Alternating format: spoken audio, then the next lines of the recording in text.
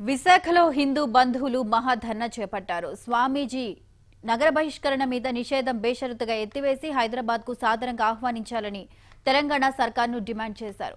ధర్నాకు విశ్వ హిందూ పరిషత్, హిందూ సంఘాలు మద్దతు ప్రకటించారు.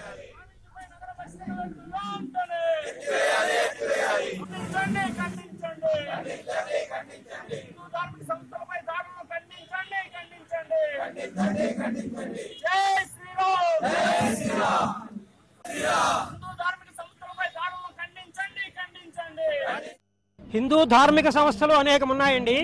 ప్రతి హిందువు కూడా ధార్మిక సంస్థల కార్యక్రమాల్లో సక్రియంగా పాల్గొవాలి. తన ఇంట్లో నుంచి తను బయటికి రావాలి.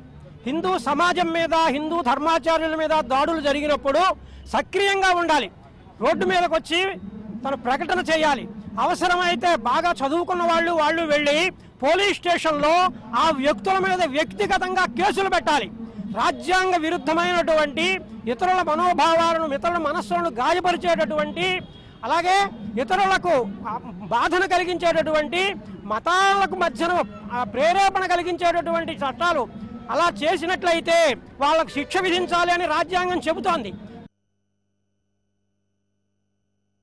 స్వామీజీ మీద ఈ బహిష్కరణ వేటు ఎత్తేసే వరకు కూడా ఈ ధర్నాలు ఇవి అన్నీ కూడా కొనసాగుతూనే ఉంటాయి. మేము లాయర్లు కూడా రిక్వెస్ట్ చేస్తున్నాం. వాళ్ళు కూడా వెళ్ళి పోలీస్ స్టేషన్లో ఈ యాక్షన్ మీద కేసులు పెట్టమని కూడా చెప్తున్నాం, పెడతారు. ఇవన్నీ కూడా ఈ ధర్నాలు ఇవన్నీ కూడా స్వామీజీ మీద బహిష్కరణ వేటు ఎత్తే వరకు కూడా ఇవి కొనసాగిస్తామని చెప్తున్నాము. ఒక్క తెలంగాణలోనే కాదు, ఆంధ్రప్రదేశ్ మొత్తం అంతా కూడా ఇది జరుగుతుంటుంది. వెంటనే ఈ బహిష్కరణ వేటిని ఎత్తివేయాలని చెప్పేసి మేమందరం కూడా కోరుతున్నాం.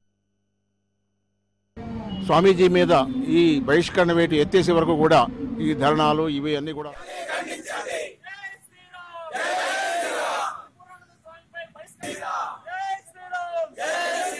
స్వామీజీపై నగర బహిష్కరణ